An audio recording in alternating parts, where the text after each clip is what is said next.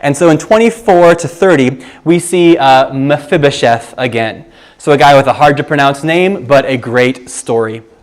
Verse 24, well, first let me just remind you of who he is. He is the son of Jonathan.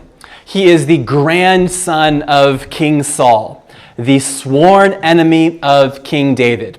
He is, now that Saul and Jonathan have died in battle, back in 1 Samuel chapter 31, he is the sole remaining heir to the Saulite throne. That's a fancy way of saying he had a claim to the old throne. He lived in fear, knowing that generally what took place is the last remaining heir of the former king would be executed, hunted down and killed by the new king. And so he lived in fear of David. David, in fact, though, was not out for Mephibosheth's head. He was looking to show kindness and mercy to him. Chapter 9, I think, is one of the great chapters of the Old Testament. I was going to say greatest. I'll just say one of the great. It's good. I love it because we see David pursue Mephibosheth, David show kindness to him, and then I love how it says that he invited him to eat with him at his table. And so there's this kindness that we see. We see that he's a descendant of David's enemy, but David shows grace and kindness to him and invites him to eat with him over and over and over again. Just got Jesus all over it. Anyway, we know that he was a man who was crippled. We see that he had an injury early in his life and that kept him from using the full faculties of his legs. That actually factors into this story. In chapter 16, as David is fleeing his home in Jerusalem, he encounters Ziba, who's kind of the caretaker of Mephibosheth. And Ziba lies to David and says, Mephibosheth has turned his back on you. Mephibosheth has joined Absalom, your enemy. And David is, again, just one more insult to injury, one more bit of bad news on a sad journey out, to hear that Mephibosheth, who he'd been so kind to, has now betrayed him.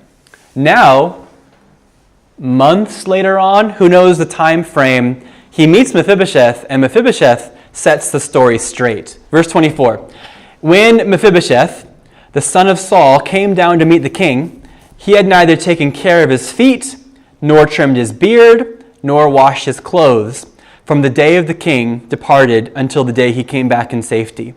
And when he came to Jerusalem to meet the king said to him, why did you not go with me, Mephibosheth? And then he answered, my lord, O king, my servant deceived me. For your servant said to him, I will saddle a donkey for myself, that I might ride it and go out to the king. For your servant is lame. He has slandered your servant to my lord the king.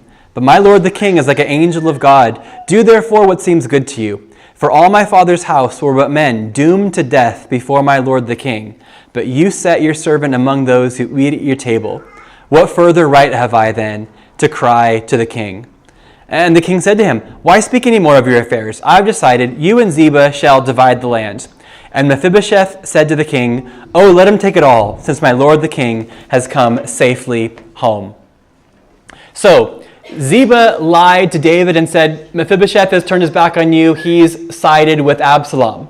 And then now Mephibosheth shows up and says, that's not what happened at all. I wanted to come out and join you. I had my donkey already, I was going to join you, but because of my disability, I needed Ziba to help me. Ziba left me here, took my donkey, probably gave my donkey to you, chapter 16, he gives him a bunch of donkeys, and left me here. He pretended to be loyal to you and that I was disloyal. It's all this terrible trick.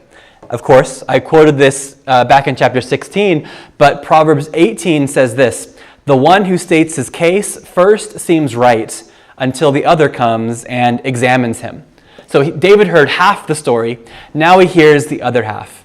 Mephibosheth said that he was abandoned, left without any assistance. He wanted to go out to David, but he could not.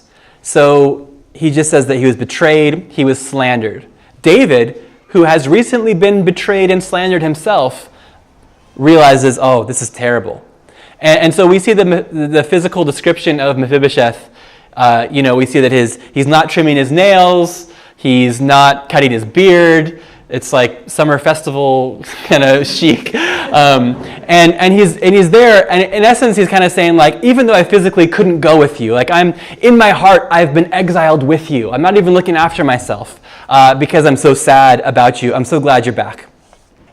And, the question from David probably is like, well, why didn't you say something? Why didn't you send a message or something like that? I had the wrong story about you. And verse 28, he says, in essence, and I love this verse, but I'm going to paraphrase it. He says, I've already received so much from you. Like, I don't want to bother you. I didn't want to just send out message and make you're already so worried about things. Like, what little old me? I've already received enough grace from you. I believe what Mephibosheth is saying here perhaps is articulating something that many Christians believe, but few Christians say. The king has been so good to me already. He, has forgiven me my sins. He's not punishing me. He's got big things to worry about. He's got a universe to run. He's going to make sure the sun comes up tomorrow. He doesn't care about little old me. Or who am I that I would trouble him with what troubles me? My feelings, my loneliness, my inabilities. Mephibosheth is feeling all these things. He's feeling abandoned. He's feeling betrayed. He's feeling lied about and slandered. But he says, I don't want to bother you. You got so much on your plate already. Is that something that we ever think about our God? That's been times that I feel that before. I think, well, this is so little, and there's such big problems. There's in the hierarchy of prayers. I'm sure my prayer is about right here on the bottom of the list of important things that God is hearing from His people right now. And if I were to just presume or assume or imagine how prayer should work, well, then most of my prayers are totally unimportant and oughtn't to be prayed, because there's much more important things out there. But it's not left for me to speculate, to have speculation about how prayer works or the character of my God, because we have revelation. So we're left with speculation or revelation. God speaks, and God doesn't just say, I'm going to put up with your tiny little insignificant prayers. He actually commands us to pray to Him, to tell Him about a lot of stuff.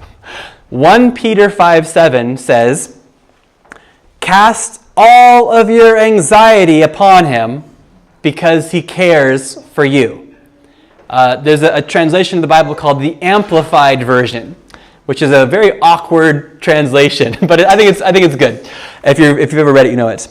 It says, it really brings out the nuances of Hebrew and Greek, and anyway, it doesn't, whatever.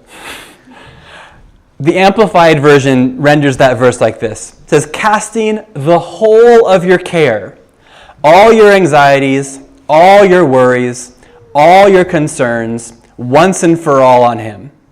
For He cares for you affectionately and cares about you watchfully. I'll read that again. Cast all your cares, all of your anxieties, all your worries, all your concerns, once and for all on Him. He cares for you affectionately and He cares about you watchfully. And so if we were to guess what God wants to hear from us, it would only be the top 10% of our needs. But if we were to believe what the Bible tells about what God cares about, it is A to Z, Alpha and Omega, top to bottom, east and west. He cares. And we're told to cast our cares upon Him.